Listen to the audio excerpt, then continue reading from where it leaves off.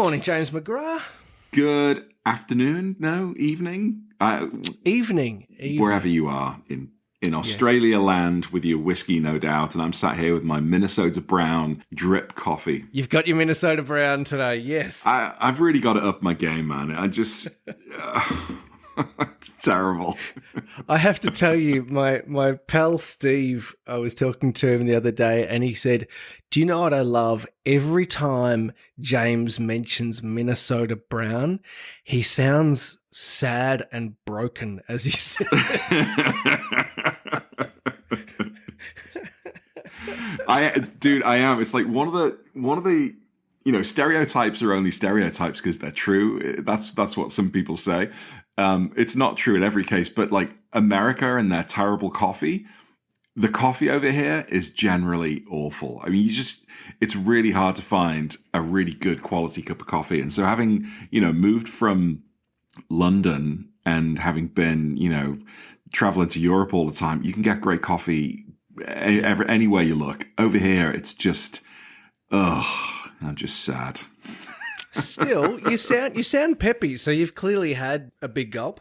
Well, I've had like 3 liters of Minnesota Brown this morning because it's been an early start and I've been flying coast to coast this week. But I'm super excited about our guest this week. It's always fun when we introduce new personalities into the mix. But I've got a lot of sort of feelings for Europe. I grew up in the UK. I consider myself a European, despite what happened with Brexit. I'm not going to get into that. But I have family that live in Germany and Austria, and I've got friends in France and Belgium. And Europe is a really special place for me. And I spent a lot of time there as a kid. I've got godchildren in Germany. It's just I'm so excited to talk to these guys, and if that's not enough, the fact that they're based there, dude, their content, their brand, it looks like it's kind of like. Do you remember those like really cool kind of tourist magazines you'd get before the internet was around, and you just sit there like leafing through the brochure, and you'd be like, oh wow, that's what it's like to live in the Alps. Jesus, these guys they've got something really special here. I'm really excited that we've got them on. Yeah, and it's interesting what you say about your connection to Europe, because I am almost the polar opposite of that in that, my feet have barely touched the ground in Europe, and every time I've been there, it's been on a work trip, and I've just gone skating through these countries. And so, as you say, to see this highly produced, romantic, captivating content that they put out around genuine experiences is amazing. Anyway, we're talking about people and we've not even introduced them yet. So it's going to be one hell of an episode, guys. Welcome to Curb and Canyon.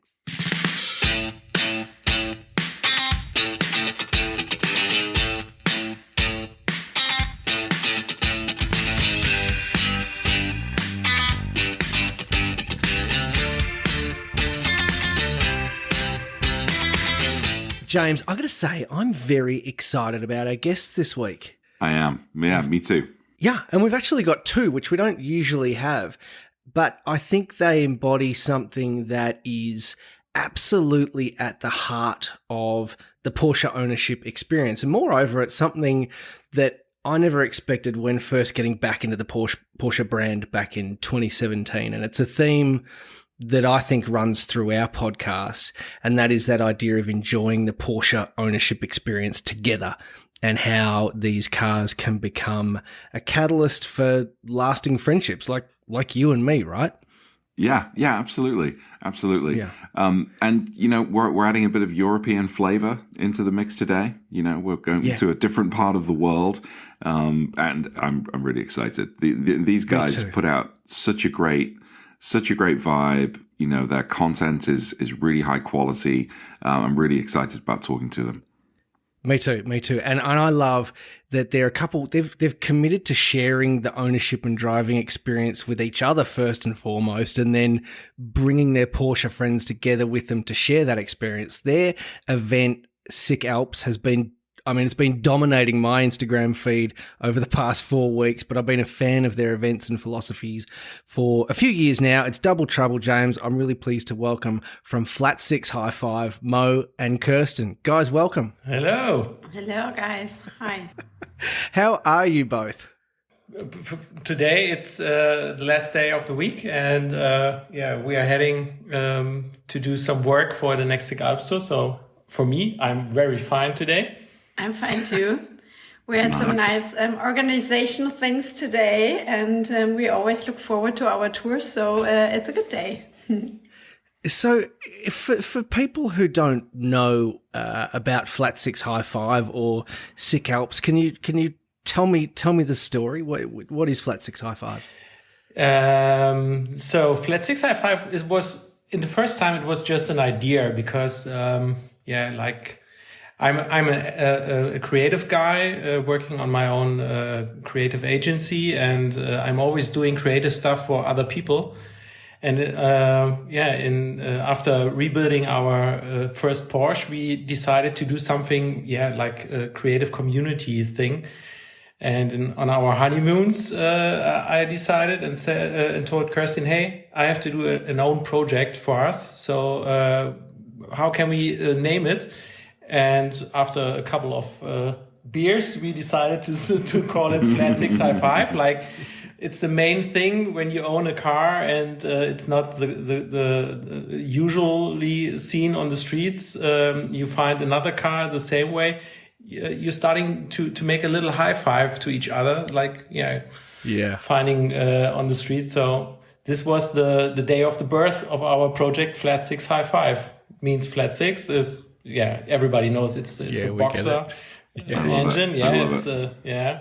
And then the high five. So this was the first idea. I hope it was some German beer that you were drinking. Yeah. Was it German beer?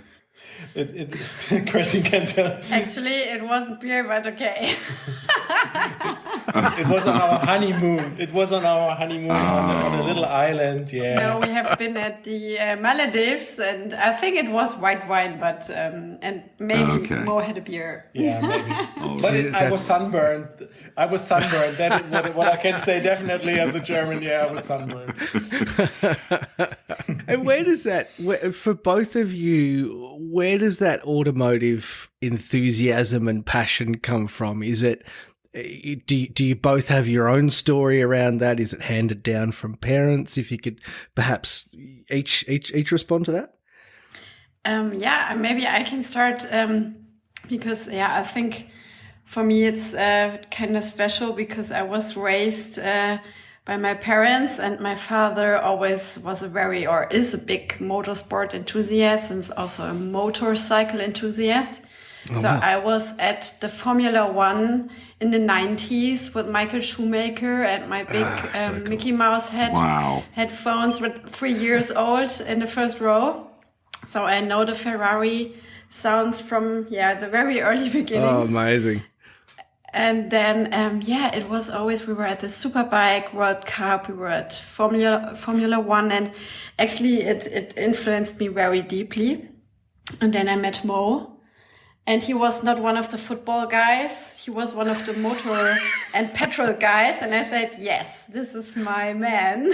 I love it. Wait, so is there a German football team there, Mo, that you follow? No. You're not allowed to say Bayern Munich. No, we both are. Actually, there's nothing which doesn't interest us more than football. So we are absolutely not into football, both of us. So if there would be a soccer club, we should say we are fans of. It's your home base. So it's Frankfurt in the middle of Germany, and Frankfurt. It's the soccer club is called Eintracht Frankfurt. It's not the best one. Munich is the famous one, and Dortmund. But the Eintracht Frankfurt, it's heart driven. I would say it's nearly the same like this little group of Porsche enthusiasts we are driving with. It's something I don't know. It's the underdog, so to say, and that's what it is. Yeah. So, It needs Ryan Reynolds to come and buy it. You see, I have family in Frankfurt, in Dortmund, in Osnabrück, as far north as Aurich, up in the north part of Germany, and they're big Borussia. They're big Dortmund fans, and they also share that when at the beginning of their game they share the opening song with my soccer team, which is Liverpool, and they sing "You'll Never Walk Alone." So it's a big connection for me. Big connection for me. Yeah, That's cool. And Mo, what about you? My story is nearly the same. It's not nearly the same. I was I would say I was infected by my grandfather. He was a mechanic, and he was working for a company. The big story is I grew up in the eastern of Germany, so I'm a child of the 80s, and I know the Cold War time, like East and Western Germany. And in the eastern of Germany, it wasn't that. It was a big thing to have a car, so it was not for everybody. You were waiting for a Trabant or for a Wartburg more than 18 years. So when you was born, your parents or your grandparents were to order a car for you. So when you're 18, you can drive a car. So that was very, very special. And so it wasn't that amount of cars on the streets. So my grandfather, he was like I told, a mechanic, and he was always picking me up when there was time or a possibility, and I drove with him, or I worked. I was in the workshop and looked at him how he was working on the cars. So that was, I would say, that was the main impact for me to have a passion for mechanical things. That's cool. And yeah, my father, he was he owns a restaurant, and it was something like I don't know how's the right word in English, extrovertiert. I don't know. He was a guy. Outgoing. An extrovert. Outgoing. Extrovert. Right, gotcha. Person. And he was a very special person that owns a Mercedes-Benz in Eastern Germany, and that was very special. And so there was always something for special cars, and this was the main impact for me to feel something for those mechanical things in a from metal or something. I don't know how I can tell that. So that's so cool. And Kerstin, you talk about going to the Formula One with your family, the Schumacher days, Ferrari. How does that passion then morph into Porsche specifically? Was it always there, or what? How does it end up that Porsche becomes part of the story? So it was actually it definitely started with Ferrari, because next to my experiences on the weekends for races, my first car was a Barbie Ferrari. So it was not the Barbie stuff always have that ugly pink cars, which are not a typical brand. And I told my father I need a Ferrari, and he was looking in model cars in the size where a Barbie could fit in, and bought something anywhere, I don't know. And actually it was not the perfect fit, but she could drive it. So it was always... It was an F40, by the way. Oh wow! So good. Well, that's a good choice, Dad. It was a good start, and then it transformed. My first car wasn't a Porsche or a Ferrari for sure, but I was asked what do I want. So it was like a little small car and a kind of budget, and there you have the VW Polo, you have the Opel Corsa, you have the Ford Fiesta. And you have the Fiat Punto. And I said, I want to have the Fiat, but the sporting version. Nice. So Italian lifestyle always was, a part. And my father is a big fan of Ducati. So it's actually very Italian influenced. And then it was, I had my Fiat, and I had a Mini. I had always iconic cars, I would say. And then we were together. I was together with Mo since a couple of years, and he came up with the idea, I would like to buy myself a Porsche. I always want to have a Porsche. And I said, yes, me too. That's so cool. That's unreal. And then it was like, okay, so because I always wanted to have the sports car feeling, and it was clear that Porsche is also one of the most iconic cars ever. And actually, the list is very long with cars we like. We also like a lot of other brands and other iconic cars, but the Porsche is, the 911 is actually the best thing and the best overall to start a selection and a nice. It fits perfectly to our mind of what we think a sports car should be like. Definitely, the design is so nice. And then I said yes, for sure, Porsche would be great. And then he and we started searching together until the day we found it. Yeah. And is that the I think the short wheelbase that we still see in your videos now? Is that car? Yeah, absolutely. So this was kind of luck to find this car, because it was the time before in Germany the prices exploded, and it was just before it was an investment case for so many people. And I found it. I found it in 2029. 2029 it was. 9. It was on my 30th birthday. Yeah, right. And it was a lucky thing, because somebody from Darmstadt, nearly to Frankfurt, bought a complete collection from the US, and this was for the first time he decided to use that car for his daughter, but she wasn't in love with the short wheelbase, so he said, okay, I resell it, and it actually, if I can jump in, actually I think he wanted to give it to his daughter because it was a 912 with a 4-cylinder, and it was turquoise. It was like greenish. Yeah. And maybe he thought this is the perfect ladies' car. I don't know, but I think he had some images on his mind. He transferred to his daughter.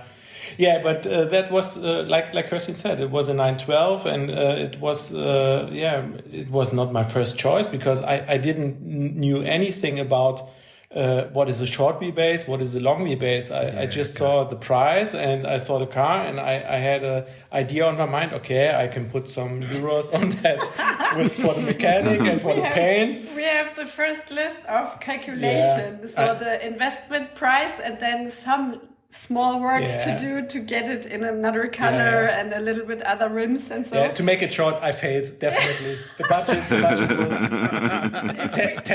tenth the high, and the time was 6 years instead of 3 months. So we've all been there. I can tell you. We had funny situations. So on that list was a calculation for little bodyworks and color, like 4,000 to 5,000 euro. Yeah. Was written on that list.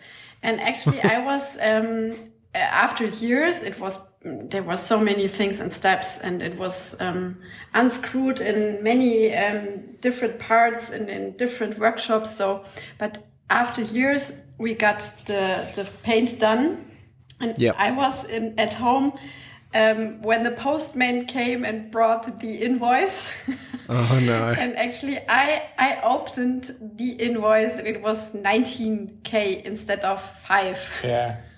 And it wasn't the work wasn't done so that was the first time in the age of mid of 30s I had a heart attack, so it felt like but for me, this is. But to answer you, it is the gray one. It is our short wheelbase, and it's built one of the first year. So it's a 1965 one. And it's the pure magic of driving a Porsche in my mind. So this is so typically, this is the answer, so to say. Yeah. Mo, you said at the early stages that you're a creative, that you're in agency land and design land. Can you talk about the aesthetic of the 911 and how that perhaps influences your passion for it? The look, the design. Yeah. Okay. So for me, when I bought the car and I decided to rebuild it, it was definitely, for me, it was like a white paper. It was every needed detail was done, like the design of the car itself. So I really like it's a bit of feminine. It's not a masculine car. So I like the scale of or the proportion of length and height and the width of the car, and I like those roundings from the front, so like the torpedoes where the headlights in, and I like this small skinny ass. I'm always telling to other people. So this is what I really like, and then I said, okay, but I have to do it my own way. So it wasn't for me. A 911 is soulless if it's just rebuilt like a new produced car. I really like the 911 if there's a bit of patina on the car. So that was my idea of the car itself. So to build something with a soul, that was my goal, and that's so easy with a 911 because do it just a little bit lower. Do some paint jobs, like I don't know. I don't like chrome. I just powder coated everything in black, so you can individualize everything very fast. And but the 911 is always there. It's not another car. It's just another look. And this is what the 911 makes so special for me, because you can see it hundreds of meters away. You realize it's a 911. The silhouette of the car is so beautiful fly line, which is since day one. This is amazing that they kept it, that they proved it, and they secured it for so many years. This is unbelievable at the end. So the car is nearly double the size now, but if you look from the side, it has kind of the same fly line still. And this is from design perspective, never seen again. Another. No, that's there true. are so many other cars. Unmistakable, isn't it? Absolutely. From hundreds of meters away. And you know, even if it's I don't know, if there are child standing or children standing on side of the street and you're passing by and they're too young to realize it's a Porsche, they even realize it's something friendly. You know, it's not like a Lamborghini or like a Ferrari. It's making fear or making them somehow angry, or it's there. It's smiling. The car is smiling every time you're in front of it, and I think this is what in from the point of view from a designer, that's the most important thing, because it isn't just the design itself. It's the feeling that's transported with the car when you're seeing it the first time or the second or the third time. So this is, in my mind, the most important thing on the design itself. I love that. I saw, watching one of the Sick Alps recap videos. I've watched it a few times now, and in fact, I think we may have featured it as video of the week once on the pod.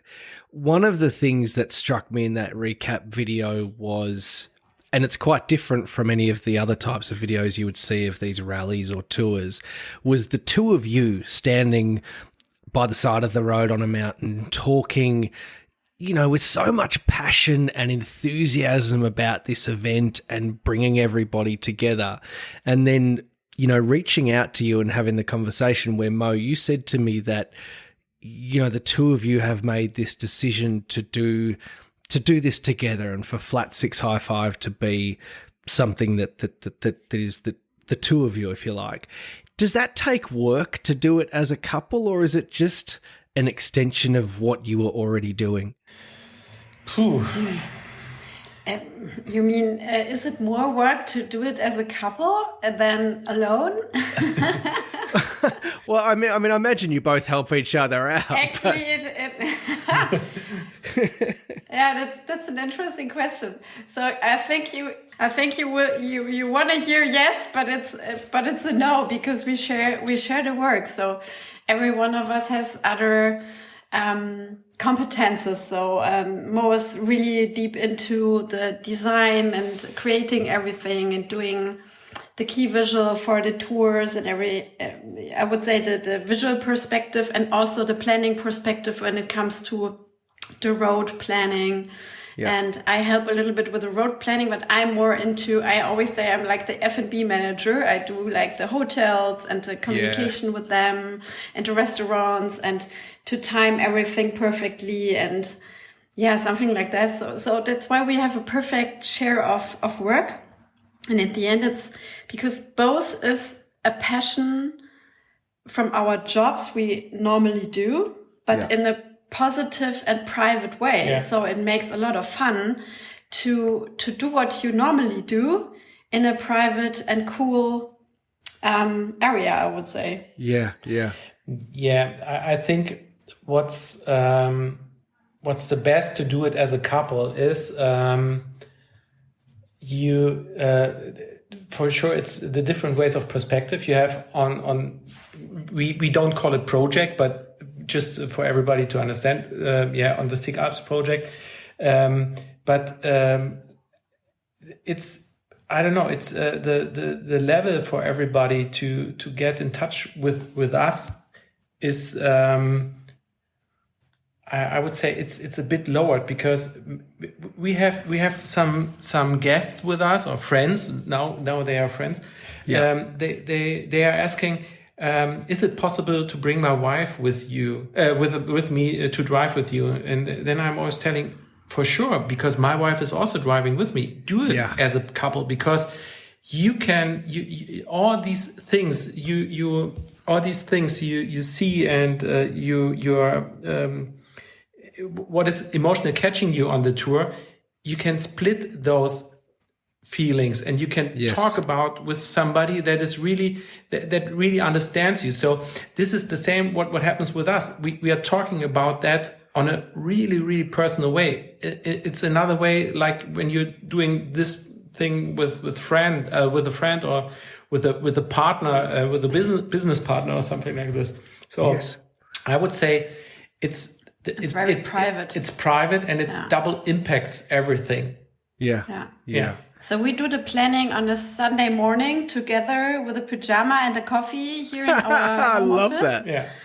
So like it's really private, and then we talk also after such tours. We gather a lot out of it.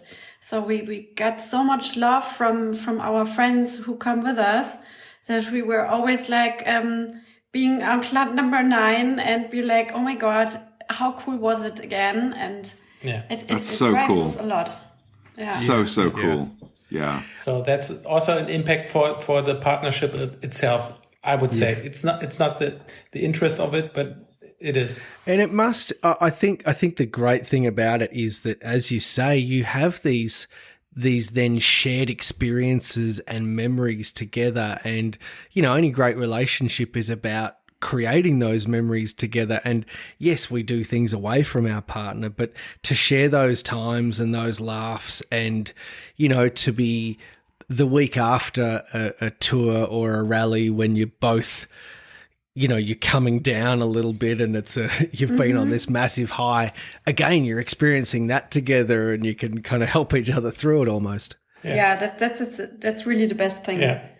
To gather the feelings out of it. And what we always did, or actually how came Sick Ups, it was not a business case or a plan, or it was not a planned extension or a project out of Let's Six High Five. No. It was just our private, normal first tour we did with our Porsche after it was built. And we captured it a little bit at Flat 6 High Five at the Instagram channel. That was the beginning of Instagram. And it was actually also very early in the Instagram beginnings, yes. Yep. And then we had our little Brotzeit, our little case with our speck and our bread and our little knife. And we did some pictures with the car where we made our stop. And we ate our little snack. Yeah. And everyone was writing, "Oh, that looks so nice. Are you going again next year? Can we maybe join?" And it came like this. And then everyone was like, "I want to join." And we said, "Okay, as a friend, you can join. Yeah. Let's do it together. We organize everything. We share the costs and let's go." Yeah. And that's actually the same way we still do it. Right. Yeah. It's not business case. It's really for us, because Kerstin is also doing a very professional job in the marketing for a big brand, and to have an own company. For me, it's also the same. So our time, or our free time, like our holidays, it's very rare. And we really decided, when we do something like this and we ask people to join us, or we just post it on Instagram, and everybody is writing every day, how can I join? And then we select some people, because we do this as our holiday. But for us, the main thing is to find people in a nearly the same mindset, but also in another way. Like, we find people from Belgium, France, Italy. Last time 5 guys from the US were with us. This is what it makes so special, and this is really like battery charging thing. And this is how it came up. Yeah. The battery charging is what I meant before. So doing something you do normally from Monday to Friday as your professional job, and then transform it into something completely different. In other cases, people have complete different hobbies. They do like sailing on the weekend, and you are a mechanic during the week or something like that. And we do kind of the same during the week, but we can transform it into another way. And that gives us so much positivity. This is unbelievable. Yeah. Really. Totally good. That's so good. It's funny, isn't it? Because, and James, you and I are a bit the same in that we both organise these rallies and understand the level of planning that's required to make them happen. And it's a lot of work behind the scenes. And yet the way you two describe it, I can very much relate to. And James, I don't know about you, but it doesn't feel like work, if that makes sense. There's a lot of planning that goes into it, but it's a passion project. Not at all. It is 100% passion. For sure, we do have some moments where we talking about things like a budget, or things like times when we can do that, and we are. Bumping together when we are talking about different things like the restaurants or something like this. Yeah, like today we are planning. Right. We are planning. Kerstin. I was about to say, sometimes with Google Maps, it just drives me absolutely crazy. And at that point, doesn't it? Sell my car, give it all up. Just I've had enough. But apart from that, I completely agree. And this is the main thing, because we are doing it in our normal life, I would say it's our professional thing. Like when Kerstin is planning events for their customers, she's always looking like for a Michelin-starred restaurant or something like this. And for sure, it's our life. Like we love it when we go to a restaurant, and it's possible to have a Michelin-star restaurant. We would like to go there for the dinner or for the lunch, and that's why the level of what's possible to do, it's always the top level. Like today, Kerstin asked at a famous winery for maybe we can have a lunch for the Italian tour over there, and I said, maybe we go to a hot dog fast food, whatever, I don't know, in South Tyrol. It's also good, but it's another way. So this is how the daily work influences our personal projects, and the personal projects otherwise the other way around influences our professional work. So yeah. You talked about the types of people you want to attend the rally and all these tours, and that people reach out to you. Can you really be honest with me? Is it you can only come on this thing on these tours if you've got a beautiful back date made by Rick at Rico Customs, friend of the show? You have to have like the coolest air-cooled 911 ever, because every bit of footage I see, every photo I see, the cars are just spectacular. So good. But it's not about the cars. No. We are looking for the people. We are looking for the right people, and if they have the cheapest 924, they can come. Yeah. But if they are cool, if they have a cool mindset, if they have a same mindset than they are welcome. We don't want to have that. I love that. It sounds weird, but we don't want to select about the cars, because then you got all the collectors with the millions of dollars on the bank account. This is not what we want. We're not selecting about the cars. We're definitely looking for the right people, and we're discussing a lot who we are going to invite to come with us, because the list is long. And sometimes on a Sunday morning here we sit in front of LinkedIn and Instagram, and we're looking what kind of events they attended, what they're doing in their private life. Could they be cool even if they work in finance, or are they very investment driven and only talking about their watches and their cars? So we are really looking for people with a good story and with a good approach in the heart. Yeah, and I would say, as I said, for the first time when we started to rebuild our car, it's a really what I found.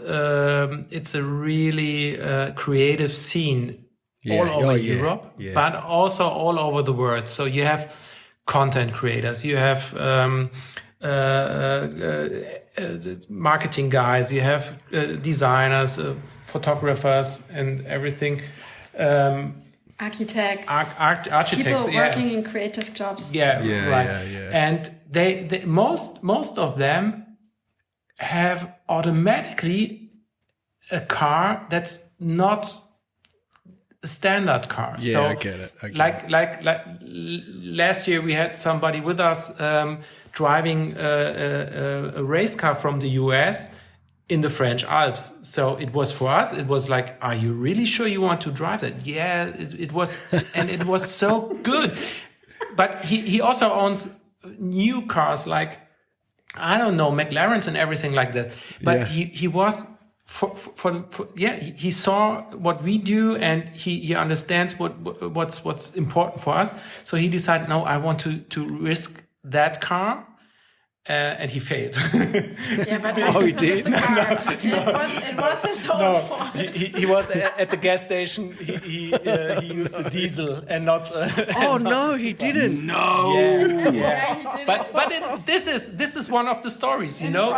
In France, it was really funny. So, but that's just a side story. But when you see those people, they're so different mindsets and. But somehow there's one point everybody's matching, and they just want to feel real passion, and it's not the marketing passion thing. It is what you can't explain. It is what happens when you're talking about with each other, and your skin is getting goosebumps because somebody tells you about his car or a racetrack or whatever. And this moment, this is what we try to find. And most of them, it's just because people are they want to talk, they want to share the passion, and they don't want to put themselves in the middle of the group. They want to be part of the group. So this is the main thing, and that's why Kerstin said it's not about the cars. And this is what everybody says that is with us. It's really not about the cars. It's a nice scenery also, and it's really, we love to create content. And as you said, the last 4 weeks, it was really hard not seeing us. But this is in our world right now. It's the only thing you can do, getting in touch with people in the visual way. Yeah. Because to talk together, it's you have to contact somehow for the first time. Do you know, it's funny with the content that I've seen so far, and yes, I made the joke about the beautiful cars, but one of the things that comes through even in that content that we've been seeing through social media, it is clearly about the people and clearly about those shared experiences. And Kerstin, you know, you were quoted in Alpha Sport as saying, the more beaming faces, the better for everyone. And you can see that within the content that's already dropping. What an amazing experience it obviously is, because you've got the right group of like-minded people. How do you, it's interesting that you mentioned somebody putting the wrong type of fuel in a classic race car. One of the things I think is always interesting about these trips, again, if you've got the right group of people, is that, you know, regardless of what challenges come to the surface, because from time to time, you know, we push our cars hard and something can go wrong, or a road might be closed, or there's something you didn't anticipate. How do you deal with those challenges when they come up? I would say Mo is driving and I'm doing the challenges on the shotgun seat. So actually it happened many times that something was closed and I was researching with 2 or 3 cell phones at the same time for another ways and so on. So this is why I always sit next to him and have everything really in place to do every troubleshooting which is needed. Yeah. And actually last year we were a little bit late and it looked like that we're not doing our lunch spot. And I had to find a new lunch spot during the drive with 26 people, which is not very easy to get in a restaurant with 26 people in the middle of the French Alps where actually no one is speaking English. And no one wants to speak English. And no one wants to speak English as well. And even not German.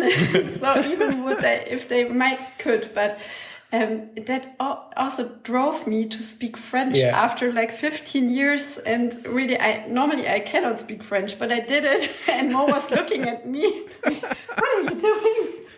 That was a side. I did married. So it was a troubleshooting situation. Any opportunity I can use my terrible high school French or German, I will use it. Next time I'll be there for you guys. It was exactly like that. But if we would drive to Liverpool, it would be also very, very complicating to speak in English. So, but no, it's like it's teamwork. For sure, it's really teamwork. So what Kerstin told was last year's French Alps, the level 2 section, and this year the level 1 section. We had some guys with us, one from Frankfurt, one from Berlin, that they came in trouble with their cars, one with the injection. So that wasn't, we can fix, meanwhile, on the road. And, the other one was, there was a problem with the rear axle from the 920 to 924, but also a race car. And so we decided, okay, Kerstin, you know the way, just jump on another seat from another car and bring them home to the hotel, and I will stay here till the hook car will is a hook car in English? The towing car will arrive. So we decided it was 9 in the evening, and it was close to the Italian border. So we had the problem: we are too far away from the Austrian cities and too close to Italian. But the problem wasn't in Italy, so we had to wait for the guys from Austria. Waited for 5-6 hours. Yeah, and we waited there till 2 a.m. next morning, and we slept at the gas station. And yeah, then they came and they fixed it, and okay, we had a single drive back to Bruck or to Zell am See, where I've been to Zell am See. Porsche is based. Yeah, you've been there. I've been skiing there as a kid. Yeah, Zell am See. Nice. I've been there several times. What a small world. Yeah, this is our home base. If we are in Austria and we do our level 1 tour, Zell am See, or the village next to Zell am See is our home base there. Yeah, it's a perfect. Okay. It's a perfect base camp. So you have the Großglockner in front of you. You can drive it for the first on level 1. We drive it 4 times, and everybody is like, he's not driving the street once and then he has to rethink about what he has done or she has done. So they drive it forth and backwards, and then it's like driving a racetrack. Oh, I know that corner. Oh, I know I can do it like this. And to know it's also the street where the Porsches drove their cars the first time, like the 356s. So this was this is very it influences you when you're driving those cars and on those streets. So troubleshooting is always a thing. But coming back to the troubleshooting thing. Sorry. There are so many stories I can tell you. I think a podcast more than 5 hours wouldn't be interesting for anyone. What he wanted to say is that during he was waiting with a guy with a broken car, I was driving back the group, and then in the next morning we always do an early bird tour at 5 a.m. To the sunrise on the summit. And then I was leading the group with I was jumping on another car, and I said, guys, we have to go in this direction, and bought the tickets, and we got up the hill, and Mo was sleeping 2 hours longer than we, because it was a long day ahead. So we always share competences, and everyone always asks me why I'm not driving. It's not that I'm not driving the car, but I'm more into that organizational thing. So I love it to sit on a jump seat and to organize everything while driving. I love it. To be honest, I'm a bad co-driver. You know, I've got to say, this is so difficult to listen to in many respects, because having grew up in the UK, and I very much consider myself a European, I've spent so much time in France and Italy and Germany and Austria and, you know, Zell am See, Schladming, all of these different places in the Alps that I've been to as a child, and I wasn't driving a car. I was on a bus with a bunch of school kids. And now I live in the Midwest of the United States, and it's flat, and there are cornfields, and there are straight roads, and I'm driving a Porsche. And you have a speed so limit. bad. But you can drive very fast. Oh God! Why did I make these life choices? Yeah, something sounds wrong. Yeah. Do you know, it goes back to what you were saying, and again, we can very much relate to this, that it all comes back to the people you choose to do it with, because, you know, inevitably these challenges and the troubleshooting is required on these events. So part of having a great group with you is knowing that when the inevitable challenge comes up, that everybody's up for that challenge, and everybody's going to cop it on the chin and, you know, kind of shrug their shoulders and say, all right, well, let's just solve it and keep going, not be frustrated by Absolutely. it, or, saying, well, hang on, I've paid for this. Why do I have to wait? That type of Yeah, mentality. exactly. It's really like a family approach. So we had situations not in that night because it was 9 p.m. and everyone was really tired. So we said we go home with the group. But normally it also happened that the whole group was waiting 2 hours for one, and talking to each other and really had the best time. And I was always like, oh my God, I think they want to go and they want to drive. And everyone said, no, I want to wait here. We're a group. We're not going without him. Oh, that's great. That's great.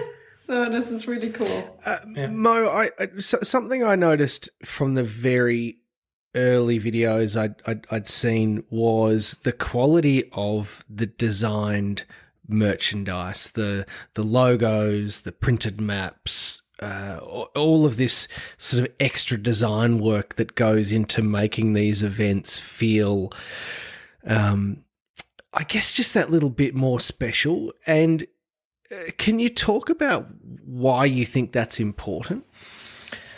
Yeah, thank you for the compliment, because I think it's exactly when you realize there's only on Instagram, so it's just a topic what you can have on emotions with design. So for me, it's very necessary to do on my daily job or on our private things. High professional designs, like unseen designs when you do logos for or namings like SIG Alps. Okay, why SIG Alps? Okay, because it's sick to drive Alps like we do. And it's the amount of kilometers that you drive, and that's why it's called SIG. And everybody said, okay, that's a story. So, and the designs there, as you see. Now I'm sitting in my office at home and can see all the posters I did.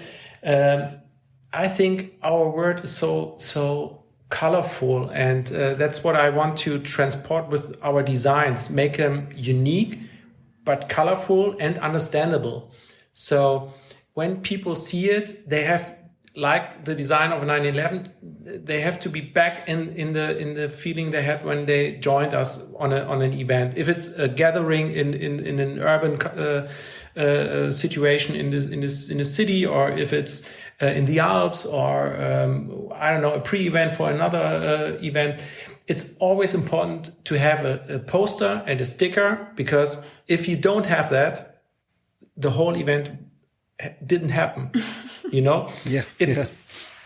It's like a cultural thing, really hanging right on the car. So for me, it's colors and typography and unique designs is very, very needed. So everybody can grab those things. Or sometimes the English word is missing, but the design and the experience you have with us, it's connected. And when you grab one of those things, or you see it in your garage, or you see it on Instagram, you're like a flashback. You're back in the situation, and that's why design is so necessary. No, I totally agree. Every time I put on a t-shirt from one of our rallies, or my hoodie from our Tasmania trip last year, every time I put on one of those items of clothing, it actually transports me in just a little way back to that particular event, and it reminds you of what happened on that event, who was there, the things what the weather was like, what the roads were like, what jokes were told at the pub one night, and it's a funny little bit of connective tissue between you and the event that happened in the past. Yeah. And it makes you it connects you to a group that it's special, because there are so many people asking us, can we buy a no one else has it. No one else has it.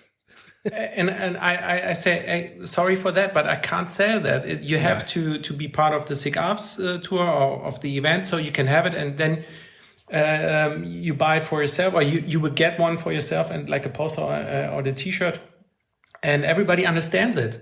No, there's nobody saying, "Oh, but I give you double the price or tenth the price," because I would say no, because this is what it makes so special, and it connects you to a part of, or to a group of people sharing the same thing, the same moment, or the same passion, or the same knowledge about something. I don't know, and design is the only thing that's or creativity. It's not only about design, it's also about the videos and the pictures and everything.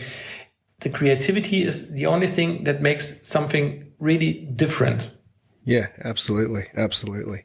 It's funny. I love this quote that I read, which is, we're grateful for everyone who feels the joy within themselves and shares the passion for these types of vehicles. It's no longer just a hobby for us. It's become part of our shared automotive DNA. And at the end of the Sick Alps tour, you feel like a junkie going cold turkey.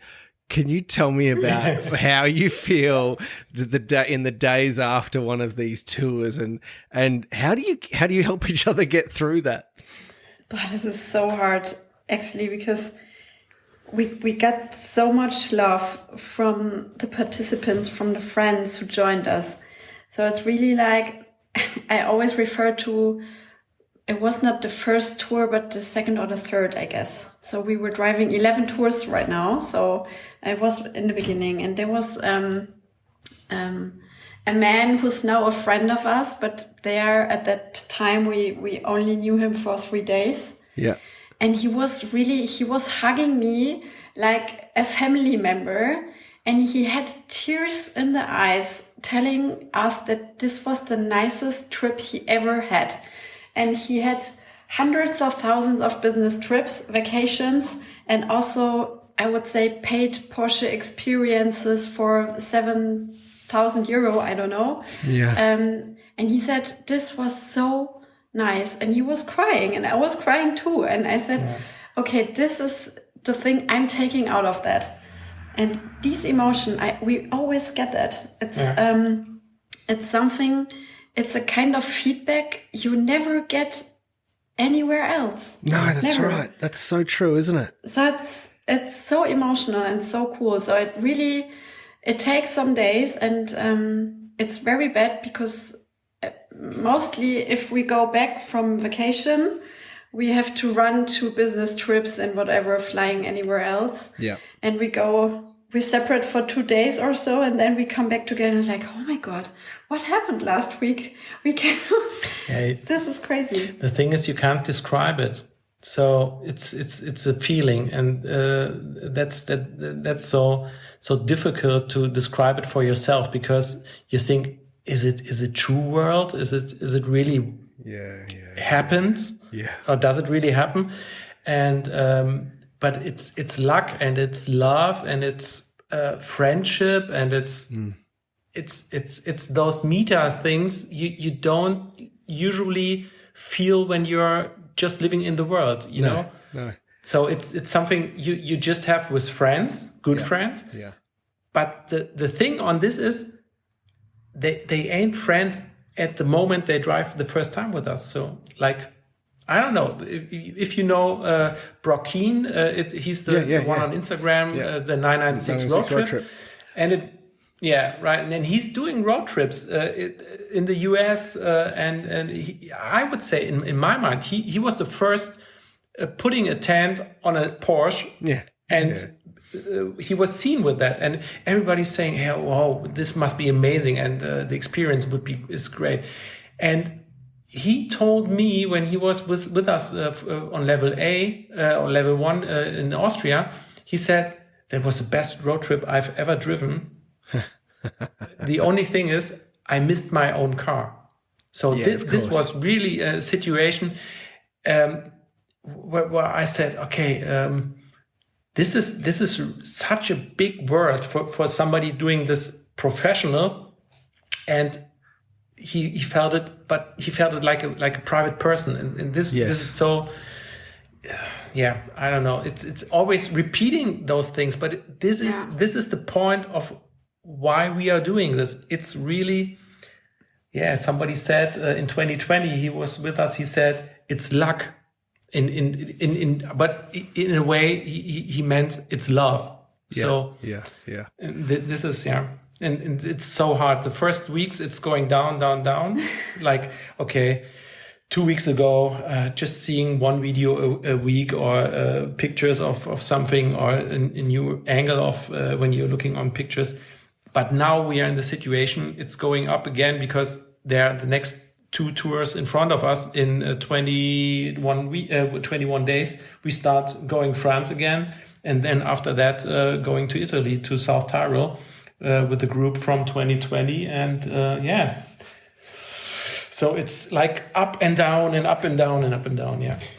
It's brilliant. I think it's funny when you get back from these trips because on the surface to say, well, what did you do for however many days? Well, we just drove a lot of twisty roads and hung out. It doesn't, to the average person, that doesn't sound like an almost spiritual experience, and yet you come back from these trips feeling like you've just shared something so incredibly special, right? Yeah. I think everyone is really driven by the feeling for weeks. So they're writing so often that we have to watch the pictures every day to get back to that feeling. And they send us pictures of screenshots of the wallpapers on their computers at work, and everything is with the pictures of the tour. And actually, so many people are always telling that it's like the best experience ever. And we said, no, guys, come on. It's a tour. It's a car tour. and actually, it's so, it's amazing. And it's magical. Yeah. Well, I think that's brilliant. I just love it. I have to say that through this whole conversation, I've got sore cheeks because I've just been smiling listening to you both. Right. It's just been incredible. Kerstin, Mo, I want to thank you for coming on the podcast, and I just want to acknowledge you both for the way you're building this true community around these incredible cars. And I think the strength of this brand is found in the groups of people who gravitate towards one another for a shared experience. And it only happens when people create that opportunity, which is exactly what you guys are doing. And that takes a lot of passion and a lot of work. So please keep doing what you're doing, and we will continue to watch from afar with admiration and wonder. And thank you both for being on the podcast with us today. Thank you very much for inviting us. Yeah, thank you very much for inviting us.